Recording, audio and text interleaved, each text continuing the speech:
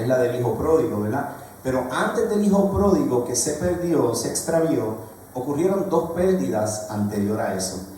Y vemos que Jesús les está hablando a quién, a los publicanos. Hermano, le está hablando a las personas que eran pecadoras, que reconocían que no honraban a Dios con su vida.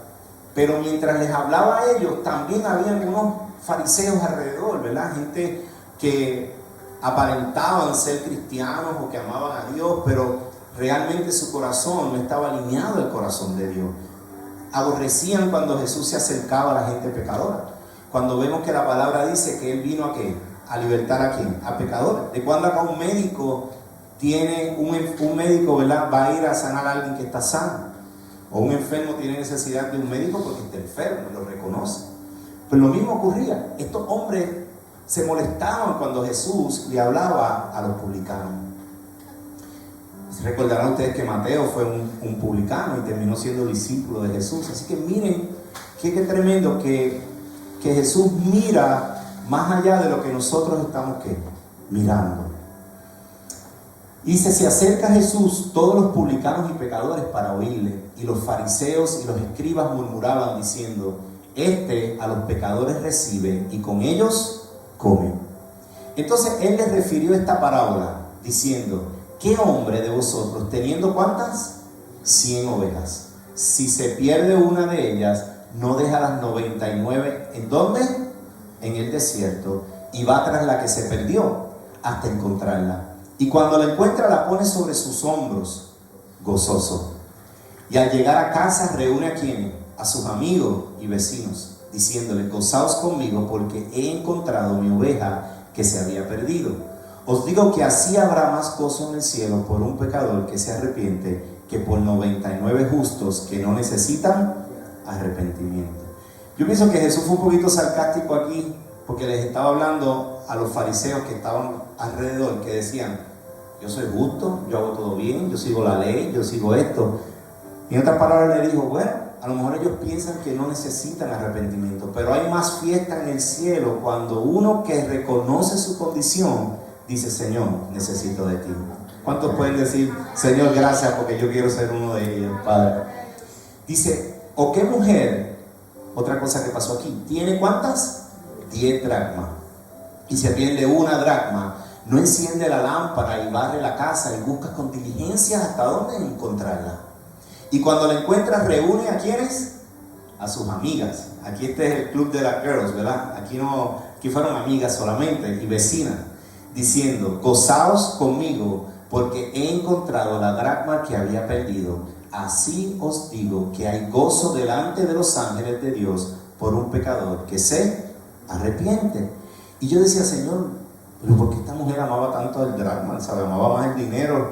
No, hermano, lo que ocurre es que mientras estudiaba la palabra, cuando la mujer se casaba, le daban una corona. Y esa corona, en este tiempo, tenía 10 dracmas.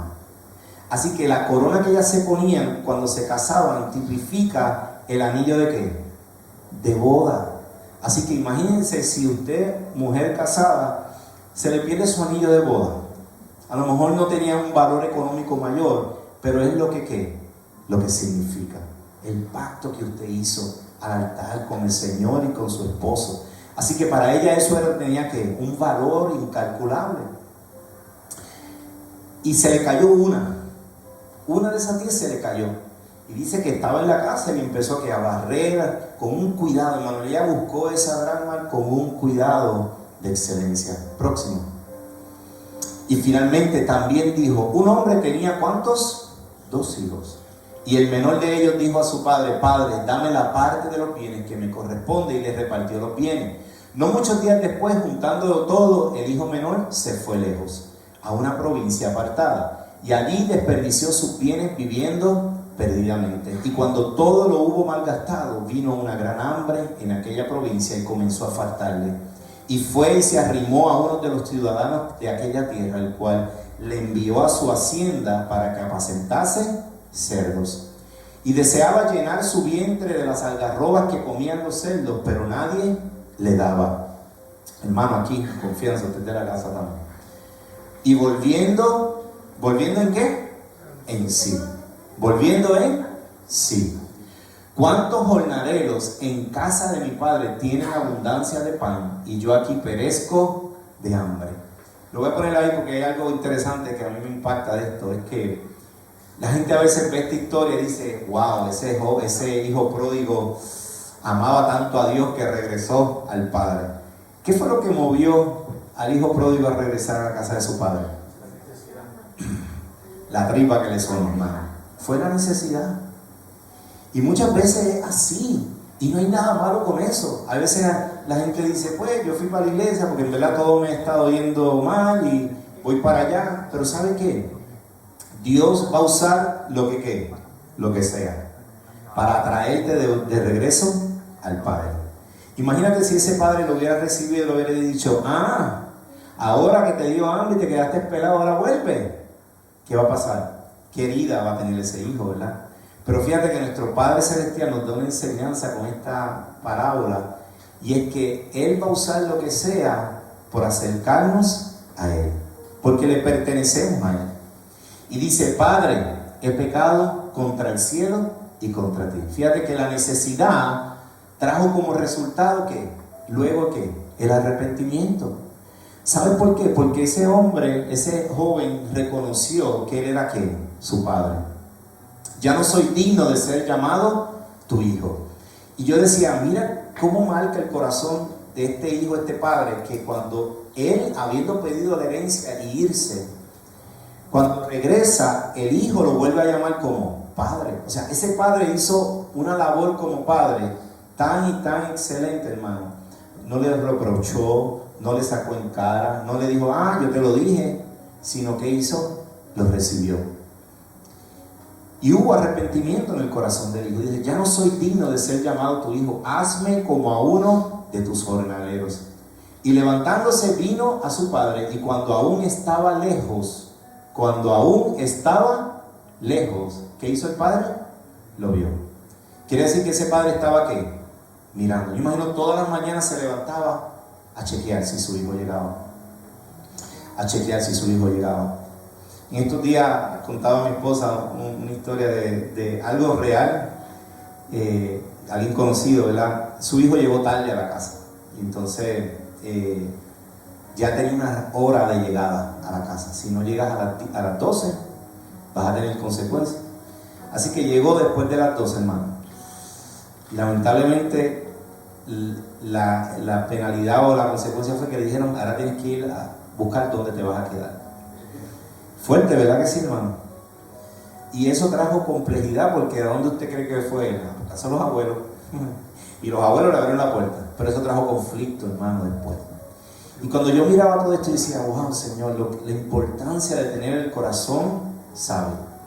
Si hubiéramos aplicado esta enseñanza en los principios de crianza, hermano, pues yo digo que la Biblia nos da principios de cómo criar, disciplinar a nuestros hijos de la manera correcta.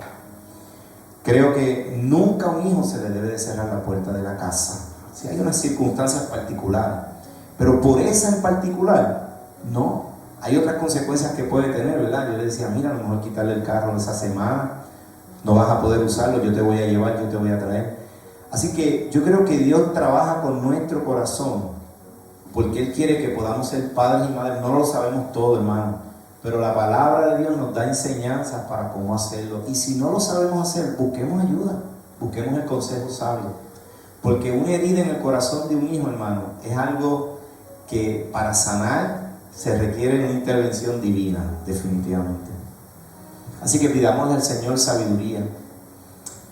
Y dice, y levantándose vino a su padre, y cuando aún estaba lejos, lo vio su padre, y fue movido a misericordia, y corrió y se echó sobre su cuello, y le besó. Y el hijo le dijo, Padre, he pecado contra el cielo y contra ti, ya no soy digno de ser llamado tu hijo.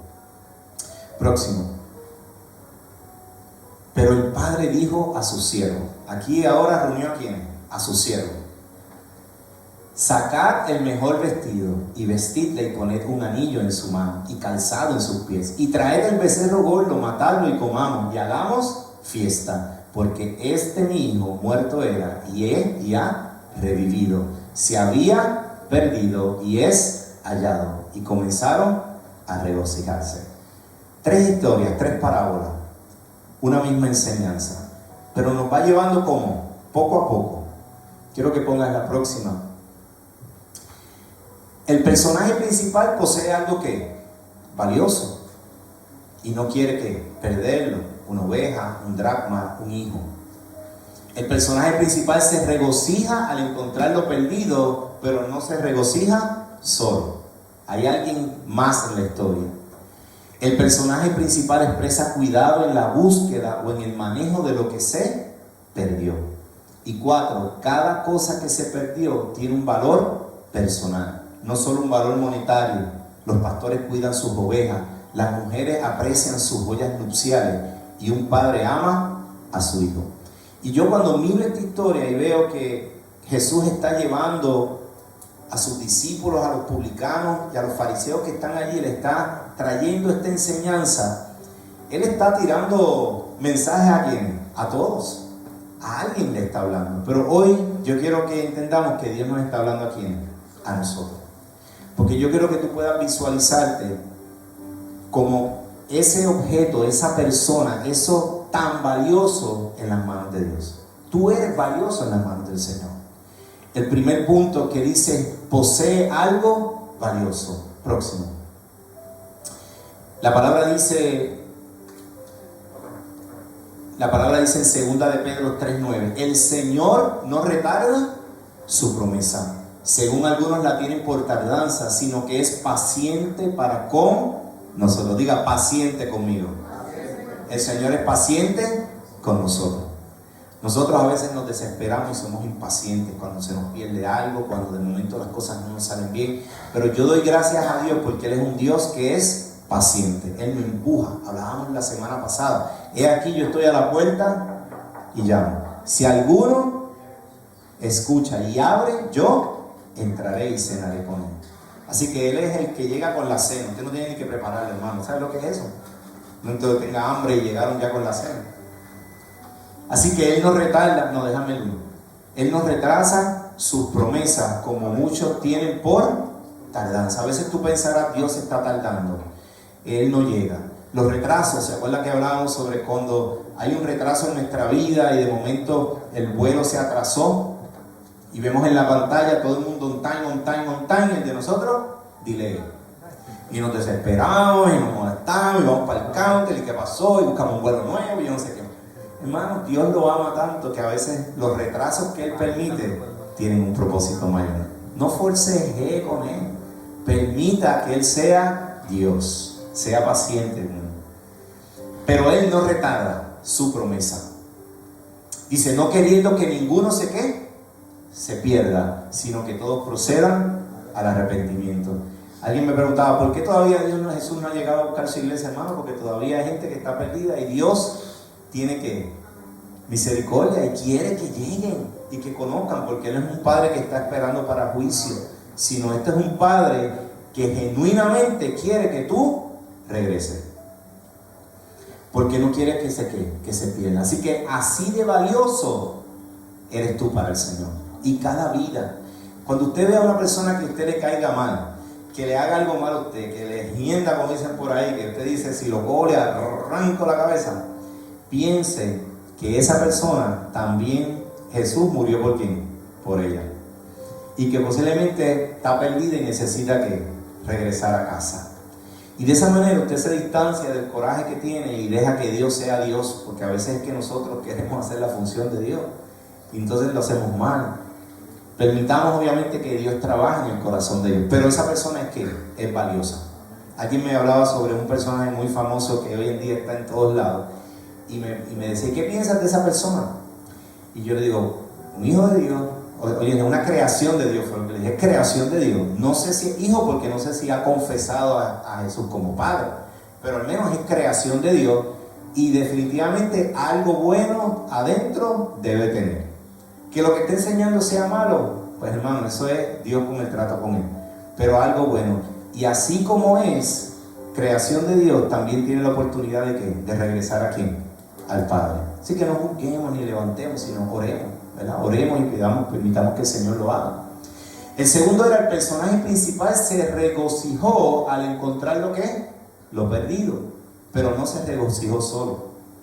Y venía a mi mente, vivir en comunidad de fe nos ayuda a levantarnos los unos a los otros. ¿Cuántos saben que tener hermanos en la fe, que usted pueda llamar y decir, ora por mí, necesito un consejo, vamos a reunirnos, vamos a sentarnos? Por eso el congregarnos se convierte en algo vital en nuestra vida, porque nos da esa coinonía entre los hermanos en la fe. Y Dios viene a buscar una sola iglesia, hermano. Usted está aquí, esto es una porción del pueblo del Señor, que está en crecimiento. Ya estaba hablando de que vamos a sacarle ya mismo se va a acabar, esto no va a ser ya una oficina médica. Vamos a mover la recepción y vamos a romper allá para poder extender un poquito más, porque Dios sigue trayendo vidas a su casa, amén. Porque de eso es que se trata, eso es lo que Dios nos va a pedir cuentas, hermano.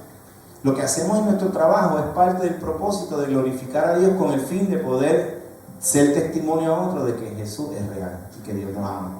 Si su trabajo usted no lo ve de esa manera, entonces está trabajando para la persona equivocada. Dice, por tanto nosotros también, teniendo en derredor nuestro tan grande nube de testigos. Yo quiero que usted sepa que usted a lo mejor no lo ven haciendo algo que está correcto, pero dice la palabra del Señor que en el cielo hay una nube de ¿qué? De testigos. Y esos son los hombres de la fe. Lean el libro de Hebreos, hermanos. Está Abraham, están Elías, está Moisés, están todos los patriarcas. Esos son los que están en los bleachers por usted. Y esos son los que le aplauden. ¿Y con qué propósito? Dice, gran nube de testigos nos exhorta, despojémonos de todo peso. Porque ¿cuántos saben que hay pecado, pero también hay ¿qué? Peso? No todo es pecado, eso es pecado, eso es pecado. No, hermano. Hay cosas que son pesos que están en nuestros hombros que nos limitan a poder correr la carrera que Dios nos ha mandado a correr. Y a veces tenemos que soltar cosas, saber escoger cuáles son nuestras batallas, porque si no estaríamos batallando todo el tiempo. Pero también hay pecado en nuestra vida que nos asedia. Y nos dice, y corramos con paciencia la carrera que tenemos por delante. Yo quiero que tú ahí mismo, tú cierras tus ojos y tú puedas ver que esos patriarcas de la fe y tu Padre, el Señor, te echa porras cuando estás en tiempos de hacer lo correcto, y aun cuando de momento estás cansado y no tienes fuerza, el Señor te anima. Trae a alguien que te habla una palabra, un mensaje, te revuelque y te dice, wow, no, yo sigo hacia adelante, no me quito. Así que vivamos en comunidad de fe, hermano. Número 3. El personaje dice, expresa cuidado en la búsqueda o el manejo de lo que se había perdido. Y aquí viene, tu protección no depende de lo que tienes, sino de a quién tienes. Escucha eso de nuevo. Tu protección no depende de lo que tienes, sino de a quién tienes. A veces podemos tener nuestro búnker con armas de fuego, con fuegos artificiales, con la navaja, pensando que eso nos da cierta protección, hermano. No, ¿a quién tienes en los cielos? Dice la palabra. Y es porque hay un Salmo 121, yo recuerdo este Salmo porque cuando Milka tuvimos nuestro segundo bebé, hubo unas pequeñas complicaciones. El primer bebé hubo unas complicaciones donde le subió la presión, el pulso, pero a todo quedaba bien alto. Entonces estábamos en el cuarto y se llevaron al niño, se llevaron a mi esposa, se llevaron a todo el mundo, me dejaron solo en el cuarto. Bueno, entonces usted va al hospital a ver a su esposa, a ver a su hijo, y de momento se encuentra que no hay nadie, y que no los puede ver, y que no los puede... Y dice, ¿pero qué es esto? Y yo me acuerdo que el Señor me dio este salmo, porque yo digo, ¿a quién tengo yo en los cielos sino a ti, Señor? ¿A dónde voy a ir? A esa hora no había médicos, eso era de madrugada, y no le piden permiso a nadie para llevarse a nadie. Es más, tú el papá, no sé ni quién tú eres, te puedes quedar allí, porque la bandita que tiene que marchar es la de la mamá con el nene. Usted está, nos fuimos y nos lo llevamos. Y entonces me acuerdo que ese salmo vino a mi corazón y con él fue que pude descansar. Dice, alzaré mis ojos a los montes. ¿De dónde vendrá mi socorro? Mi socorro viene ¿de quién? De Jehová, que hizo los cielos y la tierra. No dará tu pie al resbaladero, ni se dormirá el que te guarda. He aquí, no se adormecerá ni dormirá el que guarda a Israel. Jehová es tu guardador, Jehová es tu sombra a tu mano derecha. El sol no te fatigará de día, ni la luna de noche. Jehová te guardará de todo mal. Él guardará tu alma. Jehová guardará tu salida y tu entrada, desde ahora y para siempre. Esto pueden decir amén esa palabra. Y en tiempos de dificultad, ¿de dónde te vas a sostener? Hermano, la palabra nos da textos bíblicos donde nosotros necesitamos declararlo. Y recuerdo que me acosté sabiendo que aunque yo dormía, Dios que estaba trabajando. Porque Él tiene insomnio. Yo digo, Dios tiene insomnio, por nosotros Él no duerme. Y el que padece de insomnio sabe lo malo que es eso. Pues imagínate, mire, Dios no duerme, porque Él vela. Así que yo descansaba, pero Dios estaba teniendo cuidado de mi esposa, de mi hijo. Y así mismo nos los entregaron al otro día, y el milagro Dios lo hizo, y nos lo pudimos llevar a casa luego. Pero la gloria es para el Señor, porque tu protección no depende de lo que tienes, sino de a quién tienes. Amén. Y cuarto, hermano, cada cosa que se perdió tiene un valor personal, no solo un valor monetario. Los pastores cuidan a sus ovejas, las mujeres aprecian sus joyas nupciales y un padre ama a su hijo. Escucha esto, tu valor no depende de lo que eres, sino de quién eres, a quién le perteneces. No de lo que eres, ni tu trabajo, ni tu profesión, ni tus estudios, no, a quien tú le perteneces, ese es el valor mayor que tú tienes. La palabra dice en el libro de Mateo, por lo tanto yo les digo, no se preocupen por lo que ha de comer o beber para vivir, ni por la ropa que necesitan para el cuerpo.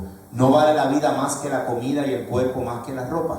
Miren las aves que vuelan por el aire, no siembran, ni cosechan, ni guardan la cosecha en graneros. Sin embargo, el Padre de ustedes que está en el cielo les da de comer. Y ustedes valen más que las aves. ¿Cuánto valen más que las aves, hermano? Hoy en día a veces a los animales le están dando hasta más valor que a los propios seres humanos. Y ahí es que yo digo, Señor, ¿qué está pasando aquí? Ayer vi un perro caminando con zapatos en plaza. Y decía, santo Dios. Y yo soy pet lover y me gusta y todo, hermano, pero yo digo, Señor, Padre. En todo caso, por mucho que uno se preocupe, ¿cómo podrá prolongar su vida? Ni siquiera una hora.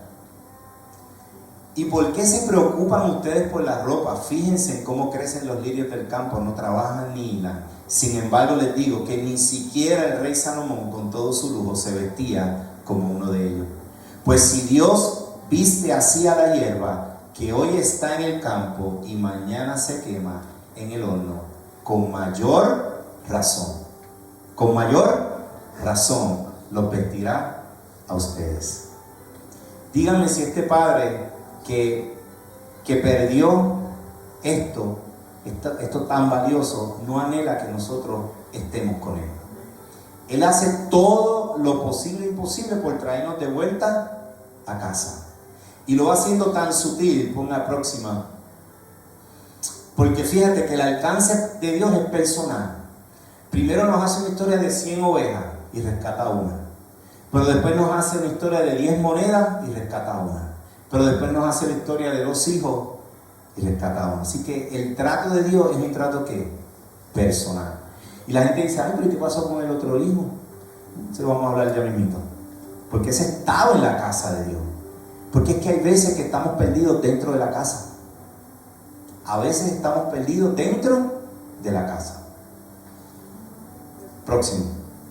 Así que cuando yo veo estas 3 historias, me conmueven también 3 eventos particulares. Y es lo siguiente. La oveja se perdió en campos abiertos, desiertos. La moneda se perdió en la tierra que se barría, en el hogar, en la casa. Y el hijo estaba en el lodo de un corral de cerdos antes de volver en sí, en el mundo. Así que son 3 escenarios distintos. Yo no sé cuál sea el tuyo, pero hoy te voy a presentar los 3 para que te puedas identificar. Y me impacta porque no importa cuál fuera el setting o el lugar, Dios sigue interesado en que tú regreses ¿dónde? A casa. Ese es su propósito. Y yo escuchaba los desiertos, hermano. Hay desiertos en el mundo que ni mencionarlos, ¿verdad? Pero dije, ¿cuáles son los desiertos más famosos? Pues hermano, el desierto del Sahara, ese es uno de los más grandes, el que cuando dicen por ahí, el polvo del Sahara, y empieza todo el mundo con mascarilla, toser, esto no se ve bien, ¿verdad? El polvo del Sahara es uno de los más grandes, si no es el más grande, y está en África. En Antártica hay un desierto, hermanos, también. Yo decía, wow. desierto de Arabia Saudita, el desierto de Gobi en China y el desierto de Australia o el gran desierto arenoso. Y puse el desierto de Atacama, Chile, porque siempre recuerdo que este desierto, en un periodo, momento de hace como 4, fue en el 2024, usted lo puede buscar, floreció. Y la gente le dice, wow, y en un desierto se florece, hermano. Quiero que sepa que en los desiertos Dios nos hace que florecer. Así que aún tú dirás, estoy pasando por un desierto y esto está cálido, ¿verdad? ¿Qué es lo que representa los desiertos? Son lugares de temperaturas que extremas. Son lugares donde no hay provisión, donde uno no ve oasis, donde uno ve que todo es calor o frío, donde no hay vista mayor. Yo pensaba en esto, porque yo decía, hoy en día la gente está llenando tanto sus vacíos con tantas cosas, que de momento un día nos vamos a topar con alguien que te va a decir, mira, fuiste al desierto de Arabia, de África. Y yo, ¿qué hay ahí? Ahí no se me ha perdido que nada. Porque hoy la gente está llenando las cosas con el viaje, con el placer, con que lo que no veo, con lo que quiero. Hermano, cuidado, que no estemos llenando nuestros vacíos y nuestros desiertos con lo que no es. Y no es que eso sea malo, pero que eso no sea lo que nos esté impulsando cada día en nuestra vida. Y el desierto, en la próxima vamos a ver algo interesante, es que los desiertos son ¿para qué? Para atravesarlo. El que se queda, se muere o se adapta para pasarlo, pero no es para qué, para quedarse. Eso es bien importante. Yo decía, cuando yo veo esa oveja perdiéndose en el desierto, definitivamente había un propósito con ella. Es un tiempo de pasada, donde algo sucederá que cambiará ¿qué? Tu vida. Y hay veces los desiertos nos incomodan, porque los desiertos no son chéveres en nuestra vida, y todos hemos pasado por situaciones de desierto. Un divorcio, una crisis financiera, una pérdida de trabajo, unos problemas familiares. Usted le ponga nombre a su desierto, hermano. Pero hay una realidad que nadie quiere permanecer en el desierto. Cuando yo veo a alguien que quiere permanecer en el desierto, me preocupo. Porque muchas veces se victimiza en el desierto. Y una persona que se victimiza en su desierto nunca va a salir. ¿Y qué pasa si tú te quedas en el desierto? Te mueres. A veces Dios permite que atravesemos ¿qué? Desierto. Sabemos la historia de Job, ¿verdad? Pero sabemos también en qué terminó esta historia. También otros nos pueden obligar a pasar por el desierto, como le pasó aquí a José. José cayó en un desierto por causa de ¿qué? De otro. Y usted dirá, ¿ves? La culpa la tiene aquel. No, hermano, no es para culpar a nadie. Es para que Dios se glorifique en medio de eso. Porque si alguien te impulsó al desierto y tú estás culpando a esa persona, estás perdiendo el norte a donde Dios te quiere llevar. Si José se hubiera puesto a mirar que los culpables eran sus hermanos, Dios no se hubiera glorificado con él al final, cuando tuvo la oportunidad de bendecir a sus hermanos.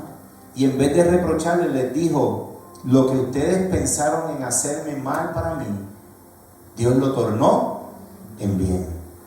Así que esos desiertos que a veces culpamos a otros, yo quiero que sepan que si tú no entiendes que hay algo más grande detrás de eso, te estás perdiendo y Dios te está tratando de ¿qué? De acercar, como esa oveja perdida, como ese hijo perdido, te está acercando, pero tú estás limitado porque estás enfocado en quién tuvo la culpa, el que te traicionó, el que me hizo mal, y te quedas ahí estancado. Y hay veces que nosotros mismos nos metemos en los desiertos. ¿Cuántos pueden decir amén a eso? Aquí no hay culpa de nadie. Elías dice que tuvo la victoria más grande y lo próximo que usted lee, y se fue caminando hacia el desierto y dijo, no quiero ni vivir. Eso fue Elías. Hay veces que nosotros mismos, por nuestras propias ¿qué? Decisiones, acciones, nos metemos en los desiertos. Y aquí no es culpa de quién, ahí es mía culpa, ¿verdad? Por mí mismo, por mis decisiones. Pero sabes que no importa en qué desierto estás, ni cómo estás, el Padre Celestial te está ¿qué? Atrayendo siempre. Va a usar lo que sea, cualquier circunstancia, hermanos, para atraerte, porque Él te ama. Y dice la palabra que quiere que regreses ¿a dónde? A casa. Hay veces que estamos perdidos en nuestro propio hogar, incluso en la casa de Dios. A veces yo veo gente día a día que se congregan, que van a la iglesia, pero están perdidos dentro de la iglesia, hermano. ¿Sabes por qué? Porque cuando yo miro, yo he visto gente, día a día que se congregan, que van a la iglesia, pero están perdidos dentro de la iglesia, hermano. ¿Sabes por qué? Porque cuando yo miro, yo he visto gente, día a día que se congregan, que van a la iglesia, pero están perdidos dentro de la iglesia, hermano. Yo miro la iglesia, que somos nosotros, la comunidad de fe, hermano, nunca se puede esto convertir en algo ritualista. Esto tiene que ser, ¿qué? Vivencia. Y no puede ser nada superficial. Hay veces somos superficiales y en una manera somos de una y fuera de la iglesia somos de otra, y en el trabajo nos conocen por otra. Yo recuerdo una persona que se enteró que este hermano iba a la iglesia y los hermanos del trabajo dijeron: ¿a la iglesia? Pues aquí en el trabajo ese es el ogro. Y decía: wow, Señor, qué testimonio. Y decía: nosotros debemos ser, ¿qué? Los mismos donde quiera que se. Eso es ser, ¿qué? Íntegro, hermano. Y no se trata de que usted es perfecto, pero sea, ¿qué? Íntegro en su casa. Y cuando digo su casa, estamos hablando de la iglesia, pero en nuestro hogar, en nuestro trato con nuestra familia, con nuestros hijos, ¿cómo somos? En la iglesia es bien fácil. En la iglesia es bien fácil, hermano, te bendiga, pero cuando estamos en nuestra casa, ¿cómo tratamos a nuestra esposa? ¿Cómo tratamos a nuestros hijos? ¿Cómo le hablamos? Si nos equivocamos, le pedimos perdón. Ay, ¿verdad? Y antes se me fue la mano, papi, perdóname. Vamos a orar para que papá Dios ayude a papá. Yo creo que eso es a lo que Dios nos está diciendo cuando a veces estamos perdidos dentro de la casa, porque lo que recibimos, la intención es que lo podamos, ¿qué? Aplicar en nuestra vida. Y el ministerio número uno que nosotros tenemos, yo digo, nosotros reunimos la iglesia los domingos, pero el ministerio principal que mi esposa y yo tenemos es nuestro matrimonio y nuestra familia. Ese es el ministerio principal. Ese es el que Dios nos va a pedir que cuenta también. Amén. Así que si estamos perdidos en la casa, hoy hay esperanza. Y su hijo mayor estaba en el campo, y cuando vino y llegó cerca de la casa, oyó la música y las danzas. Llamando a uno de los criados, le preguntó qué era aquello. Él le dijo: tu hermano ha venido y tu padre ha hecho matar el becerro gordo por haberle recibido bueno y sano. Entonces, ¿qué? Un joven que vivía en la casa de su padre, que tenía todo accesible para él, las comodidades, el dinero, el acceso, todo. Lo que quería comer, podía abrir la nevera, pero dice que se enojó y no quería, ¿qué? Entrar. Salió por tanto su padre y le rogaba que entrase, mas él respondiendo dijo el padre: he aquí, tantos años te sirvo, y no habiéndote desobedecido jamás, y nunca me has dado ni un cabrito para gozarme con mis amigos. No le había dado uno, los tenía, ¿qué? Todos. Pero no lo veía. Y hay mucha gente dentro de la casa de Dios, que tienen esta forma de pensar porque no están viendo las bendiciones que hay. A veces estamos más pendientes a lo que le está pasando al otro. Cuando Dios te quiere bendecir a ti, y Dios te ha bendecido a ti, y nos llenamos de enojo, de coraje, de celos. Celebre el éxito de otros, hermanos, y más si son hermanos en la fe. Gócese, porque Dios lo bendijo. Hablábamos hace unas semanas atrás que Job no salió de su situación hasta que empezó a orar ¿por quién? Por otros. Que Sara y Abraham no tuvieron hijos hasta que empezaron a orar por las que no podían tener hijos. Usted carece de algo, piensa que le falta algo, empiece a orar por aquellos que carecen de algo, y usted va a ver cómo Dios abre. Porque cuando nos desenfocamos de nosotros como centro y nos enfocamos obviamente en orar por la necesidad de otros, Dios abre que los vientres, como hizo con Sara y con Abraham. Amén. Eso es un secreto, y no un secreto, es una verdad que si usted la aplica en su vida, usted va a ver resultados. Amén. Y dice: pero cuando vino tu hijo, que ha consumido tus bienes con ramera, ha hecho matar para el becerro gordo, él entonces le dijo: hijo, tú siempre estás conmigo, y todas mis cosas son tuyas. Yo quiero que tú sepas que todas las cosas de tu Padre Celestial son ¿quién? Son tuyas. Hay muchos que están afuera, que están perdidos, hermano, tal vez como nosotros estuvimos en algún momento dado, que necesitan del Señor. Pero yo quiero que usted sepa que usted lo tiene que todo. Dele gracias a Dios por eso. Viva agradecido, orando por los que necesitan de eso. Hijo, tú siempre estás conmigo y todas mis cosas son tuyas. Mas era necesario hacer fiesta y regocijarnos, porque tu hermano era muerto y ha revivido, se había perdido y es hallado, hermano. Pero yo creo que el mundo es el otro escenario donde muchas veces hay gente que hoy está en el mundo. Hermano, ¿cuántos de los que estamos aquí tienen familiares que no conocen del Señor?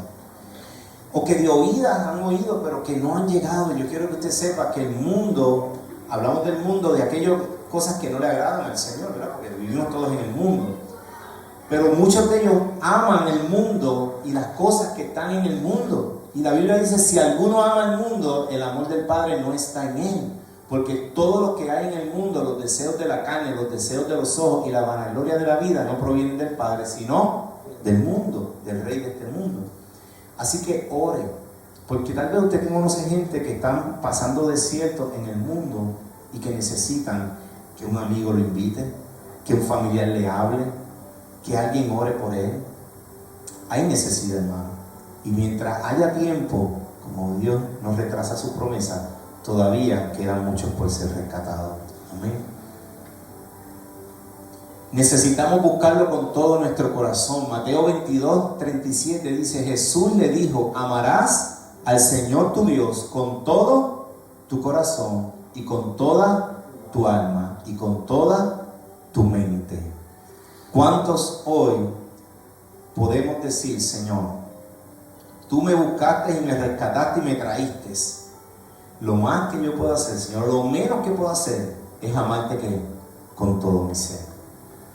Hoy tú estás aquí y yo quiero que sepas que tú le estás diciendo al Señor, sabes que estoy agradecido porque me amaste, porque aún a pesar de mi pecado, de mi falla, de mi error, de la espalda que te di, de lo que estaba haciendo, tú me amaste y me regresaste a casa. Ese es el resultado de la búsqueda de un Dios que nos está aquí buscando. Y yo decía, hay gente hoy en día que piensa que el que está perdido es Dios. Dios no se ha perdido. Los que nos perdemos somos ¿quién? Nosotros. Y yo decía, hay un versículo bíblico en Isaías, quiero que, a ese no lo puse ahí, me vino ahora a la mente, pero miren qué interesante esto, hermano. Cuando Jesucristo fue a la cruz, Isaías 53, 5 al 6, mira lo que dice: mas él herido fue por nuestras rebeliones, molido por nuestros pecados, el castigo de nuestra paz fue sobre él, y por su llaga fuimos nosotros curados. Pero escuchen lo próximo que dice: y todos nosotros nos descarriamos como ovejas, nos hemos perdido como ovejas, cada cual se apartó por su camino, mas Jehová cargó en él el pecado de todos nosotros. Y yo decía esa historia, wow, todos nos habíamos perdido, así que todos aplicamos para esta historia. Pero quiero que vayas ahora al Nuevo Testamento, Primera de Pedro 2, 24 al 25. Mira lo que dice Primera de Pedro 2, 24 y 25. Quien llevó nuestros pecados en su cuerpo sobre el madero, para que nosotros, estando muertos a los pecados, vivamos a la justicia, por cuya herida habéis sido sanados. Así que el apóstol aquí está hablando ahora de lo mismo que estaba, pero escucha lo próximo que dice. 25. Porque vosotros erais como ovejas descarriadas, pero ahora habéis vuelto al pastor y obispo de vuestras almas. Y cuando tú lees esa historia, fíjate que aquí le añadió ¿al quién? Al pastor. ¿Y quién es el pastor? Lo pone en mayúscula, si usted tiene su Biblia. Así que nuestro pastor es Dios. Y cuando tú lees ese versículo en el original, cuando dice, pero ahora habéis vuelto al pastor, en el original no es un esfuerzo nuestro. Cuando usted ve eso en el original, la palabra original lo que significa es, y él nos regresó a él. Y yo decía, wow, qué tremendo. Porque tú pensarás que es tu esfuerzo en decir, pues ahora voy a volver al pastor. No, es el Padre que dice, ahora vas a regresar conmigo. No es ni tu propio ¿qué? Esfuerzo.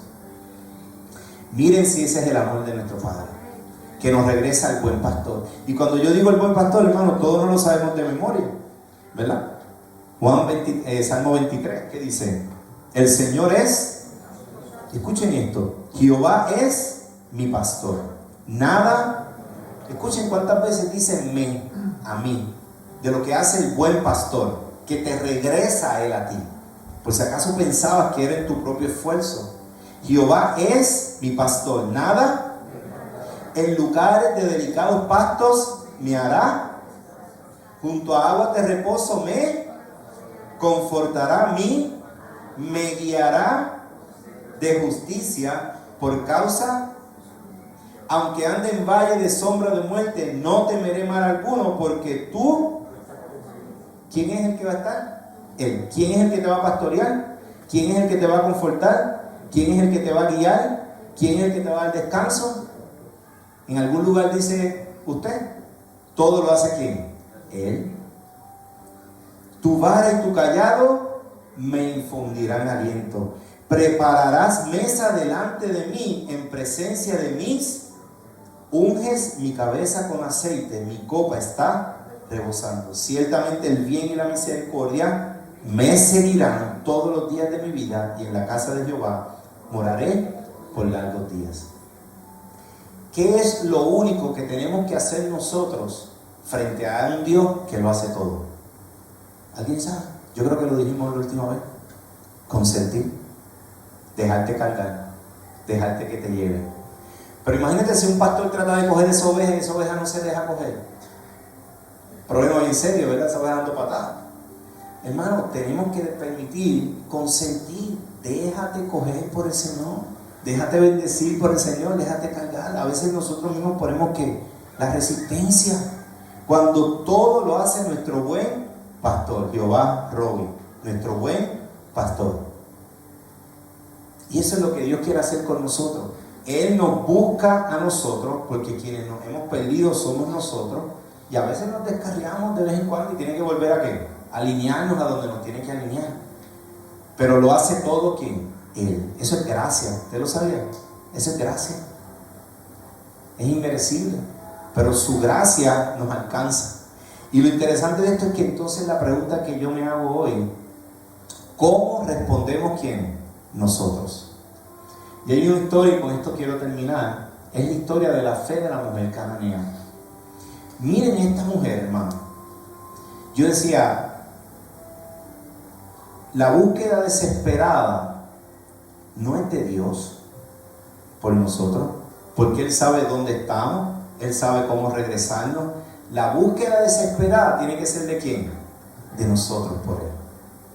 Y cuando yo veo esta historia de esta mujer, yo veo lo que es una búsqueda que desesperada. Que no importa lo que sea, yo sé el valor de algo que tengo y quiero que Dios bendiga mi vida. Así que yo hago lo indecible, lo que no puedo hacer para lograrlo. Y esta mujer dice que saliendo Jesús de allí se fue a la región de Tiro y Sidón, hermano. Esta región era la región donde vivía una mujer que se llamaba Jezabel. Jezabel fue una mujer muy mala en la Biblia. Y ustedes saben que Jezabel muere comida por los perros, dice la Biblia. Fue algo bien espantoso, ¿verdad? Y esa mujer era de allí. Imagínense la fama que tenían las mujeres de ese lugar. Imagínate, fue donde vivió Jezabel y cómo murió.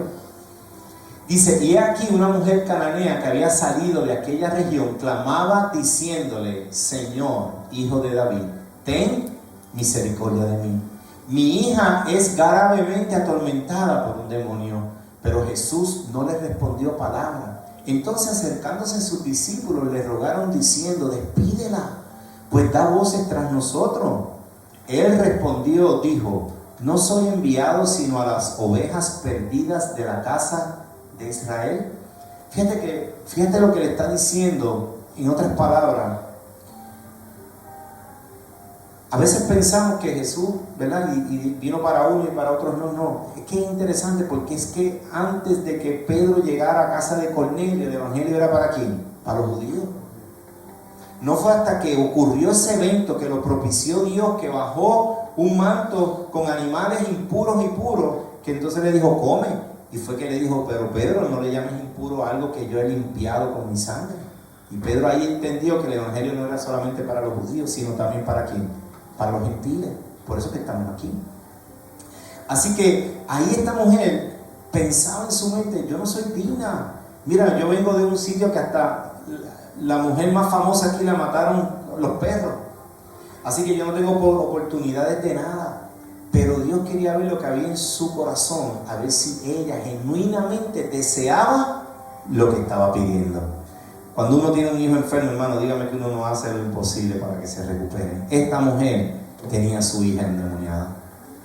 Y dice, Entonces ella vino y se postró ante él diciendo: Señor, socórreme. Respondiendo él dijo: no está bien tomar el pan de los hijos y echarlo a los perrillos. Mira lo que Jesús le dice. En otras palabras le está diciendo: tú sabes que tú vienes de Jezabel, tú sabes, esa mujer fue mala. Jesús estaba mirando que es su corazón. Mira lo que le responde.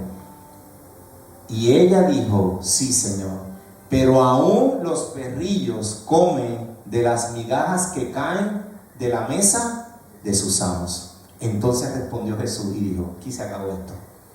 Oh mujer, grande es tu fe, hágase contigo como quieres. Y su hija fue sanada desde aquella hora. Hermano, eso es una búsqueda desesperada. Y eso es lo que Dios nos está invitando hoy a hacer en esta mañana, hermano. Quiero que te pongas en pie donde estás y vamos a orar juntos. Dios anhela que nosotros le busquemos con ese mismo deseo, con ese mismo anhelo, desesperadamente, porque necesitamos de Él. Sin Él nada, hermano.